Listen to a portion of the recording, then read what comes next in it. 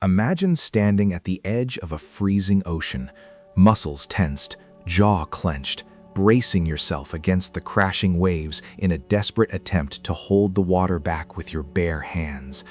You can feel the sharp sting of the salt, the numbing cold creeping up your arms, and the overwhelming exhaustion of fighting a force that does not care about your effort.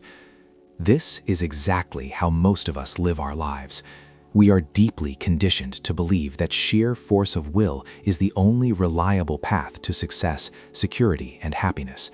We are taught that if we just push a little harder, grip a little tighter, and control every variable, we can engineer the perfect outcome. We obsess over metrics, craft meticulous 5-year plans, and exhaust ourselves trying to wrestle reality into the exact shape we desire.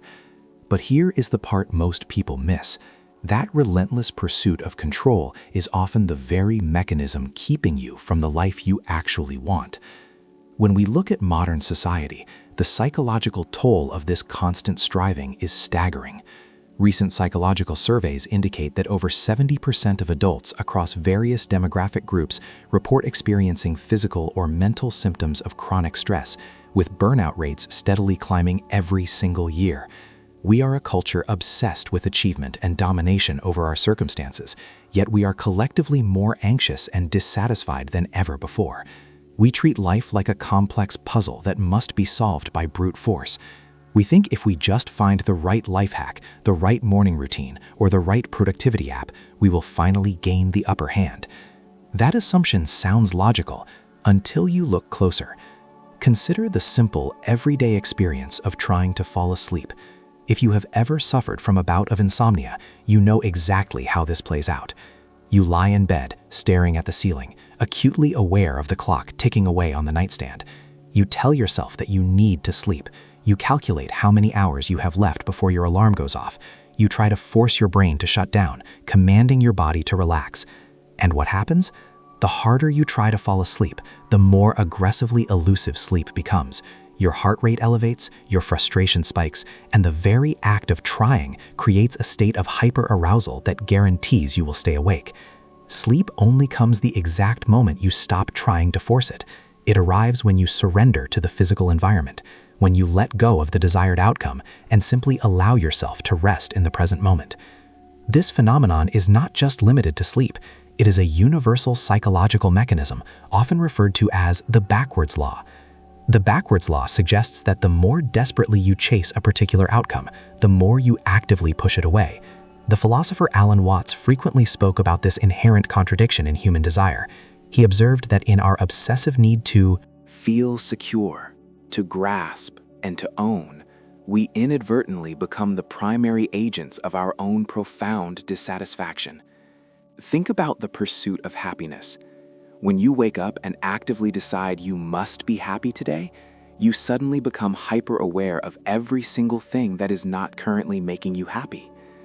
By fixating on the desire for a positive experience, you inadvertently amplify your own negative feelings. The desperation of the chase creates an inescapable void. This is where the risk quietly increases. When we fail to recognize the backwards law in action, our natural instinct is to double down. If forcing the outcome did not work the first time, we assume we just did not try hard enough. We grip the steering wheel tighter. We micromanage our colleagues, our partners, and our children, genuinely believing we are paving the way for their success and our peace of mind. We transform our personal goals from guiding stars into heavy, oppressive burdens that drag our spirits down. In the workplace, this manifests as the manager who needs to control every detail of a project, ultimately stifling creativity and driving away talented employees. In relationships, it shows up as the anxious partner whose desperate need for constant reassurance pushes the other person further away. The data does not fail, our interpretation does. We see the crumbling relationship or the stalled career, and we interpret it as a lack of effort, when the reality is almost always a lack of acceptance. Thousands of years ago, long before the advent of modern psychology, ancient philosophers from entirely different corners of the globe stumbled upon this exact same truth. In ancient Greece and Rome, the Stoics built an entire framework of living around the concept of control. The philosopher Epictetus, a man who spent his early life as a slave and intimately understood the total absence of external control, taught that men are disturbed not by things, but by the views which they take of them. Epictetus realized that attempting to direct the vast swirling ocean of the external world is a fool's errand. You cannot control the economy, the weather, the passing of time, or the thoughts and actions of other people. But what you can always control is your own bucket. You can control how you hold it, when you choose to fill it, and where you pour the water. By drawing a harsh, unforgiving line between what is within your control and what is not, you do not restrict yourself. You actually liberate yourself. You stop wasting your finite energy on the storm and start focusing entirely on building a better ship. And this is why the common advice sounds right, but can still be dangerous. We are told to never give up, which we consistently misinterpret as never stop forcing. But letting go is not the same as giving up. Letting go is not apathy. It is not resigning yourself to a mediocre life or abandoning your ambitions. Letting go is a highly active, highly conscious practice of acceptance. It is acknowledging the inherent reality of a situation without the distorting lenses of your own expectations and demands. When you encounter a roadblock, the default human reaction is to resent it. We get angry that the traffic jam is making us late. We boil over with frustration when a client backs out of a deal at the last minute. The dissonance between what is actually happening and what we deeply desire to happen becomes a breeding ground for profound psychological distress. But what happens when you introduce acceptance? What happens when you adopt the mindset of Wu Wei, the ancient Taoist concept of effortless action? Imagine a river flowing down a mountain. When the water encounters a massive boulder in its path, it does not stop and argue with the rock. It does not exert force attempting to push the boulder out of the way. It simply accepts the reality of the obstacle and fluidly finds a path around it, over it, or under it. The water does not strive, yet it eventually wears down the hardest of stones.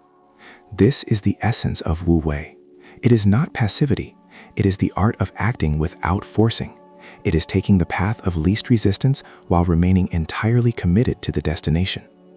When you constantly push and strive, you might achieve short-term victories, but they almost always come at the cost of your inner peace and long-term sustainability. You reach the mountaintop only to realize you are too exhausted to enjoy the view, and you immediately start looking for an even taller mountain to conquer. It is entirely possible to have clear, ambitious goals while simultaneously remaining completely detached from the specific outcome. This is where the magic of true emotional regulation begins.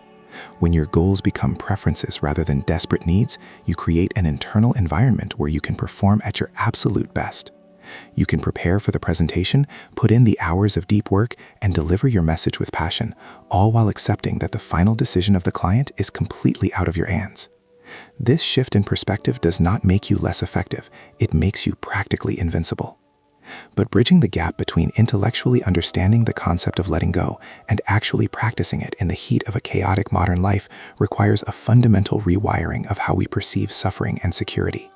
We have built our entire identities around the things we cling to. If we let go of the illusion of control, we are forced to step into the terrifying expanse of the unknown.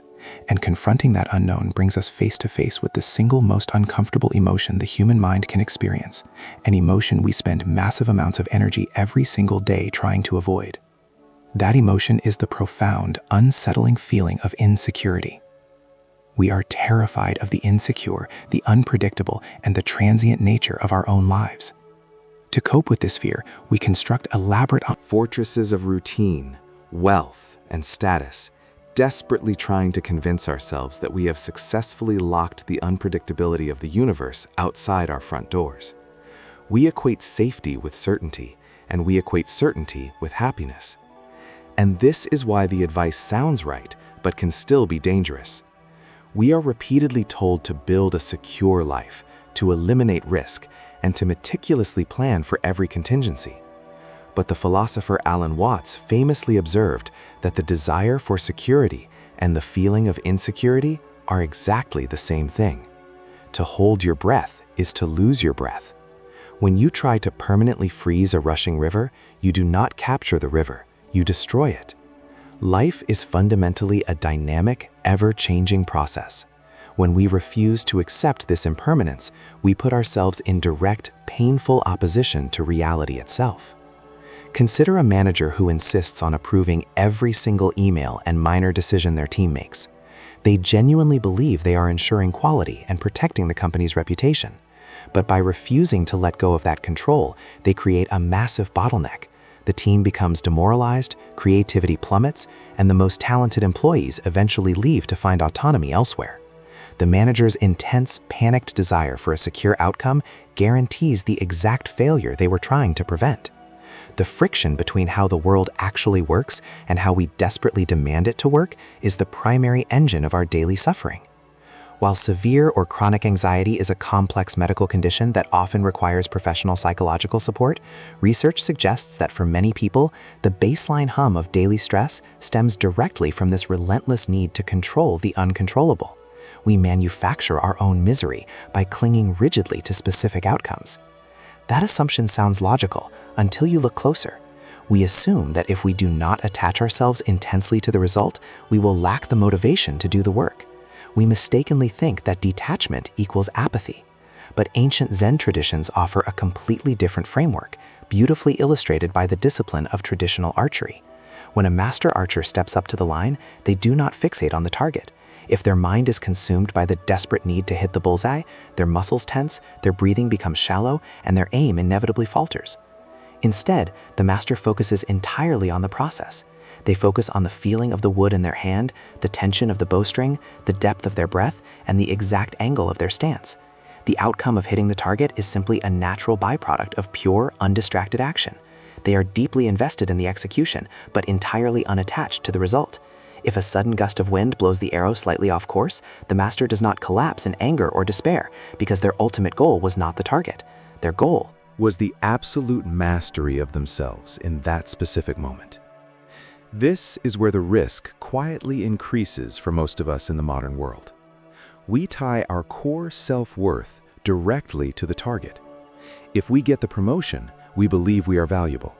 If the relationship lasts, we believe we are lovable. If the project succeeds, we believe we are competent. By outsourcing our personal value to external events, we become emotional hostages to circumstances we can never fully dictate. The Stoic emperor Marcus Aurelius faced brutal wars, devastating plagues, and massive political betrayal, yet he maintained a profound inner tranquility. He understood that the external world would constantly challenge him, but his character, his responses, and his moral choices remained entirely his own territory. When we begin to practice the art of letting go, we must completely reframe our understanding of what it actually means to succeed. We have to systematically train our minds to accept that achieving our goals is a preference, not a desperate necessity for our survival or our baseline happiness. You can deeply prefer to launch a successful business, and you can work tirelessly toward it, but you must accept that market conditions, sudden economic shifts, or unforeseen global events might entirely disrupt your timeline. The data doesn't fail, our interpretation does. We look at a failed venture or a rejected proposal and interpret it as a permanent personal failing, rather than a neutral piece of information about the environment. When you let go of the ego's fragile need to be right, a failure is no longer a devastating blow to your identity. It simply becomes feedback. It tells you what does not work, which gently and efficiently guides you closer to what does. You become adaptable. You become fluid. When you stop trying to force the universe to bend to your specific will, you suddenly free up a massive reservoir of cognitive and emotional energy. You stop wasting countless hours agonizing over what other people might be thinking about you. You stop catastrophizing about a future that has not even happened yet. You start directing all of that newly liberated energy into the only place it can actually make a physical difference, which is your present action. The psychiatrist Viktor Frankl, who survived the unimaginable horrors of a concentration camp, observed that everything can be taken from a human being except one thing. The last of the human freedoms is to choose one's attitude in any given set of circumstances. Frankl was stripped of his family, his career, his basic dignity, and his physical autonomy. He had absolutely zero control over his external environment. Yet, he found profound meaning and enduring purpose by focusing entirely on his internal response. He let go of the expectation of a specific future and rooted himself entirely in the quiet dignity of his present choices. If a human being can find purpose and agency in the darkest conditions of human history simply by letting go of the demand for external control, imagine what you can achieve in the everyday challenges of your own life. Letting go is not about sitting back on the couch and passively waiting for the universe to hand you everything you want. It is about acting with immense courage, profound integrity, and total commitment, while simultaneously surrendering the outcome. You do the work because the work inherently matters to you. You build the relationship because authentic connection is a fundamental human value. You take the calculated risk because growth requires venturing into the unknown. But you release the desperate, white-knuckled grip on how it all has to unfold. You allow reality to be reality. When you finally master this mindset, you experience a massive psychological shift. The world stops being a hostile battlefield where you must constantly defend your territory and fight for your share. It becomes a vast landscape to explore and learn from. You start to realize that getting everything you want is not a matter of dominating life. It is a matter of aligning with it. By dropping the heavy, exhausting armor of control, you become light enough to actually maneuver. You become resilient enough to bounce back from any setback and clear-headed enough to see opportunities that were completely invisible when you were locked in a state of panic and resistance. The path forward does not require you to push harder. It requires you to consciously step back, to take a slow, grounding breath, and to deeply trust your own capacity to handle whatever happens next. You already possess the internal strength required to navigate the unknown. You just have to stop trying to script the entire journey before you even take the first step. If you found value in this perspective and want to continue exploring how to build a calm, resilient, and purpose-driven life, you might consider subscribing so we can keep uncovering these insights together.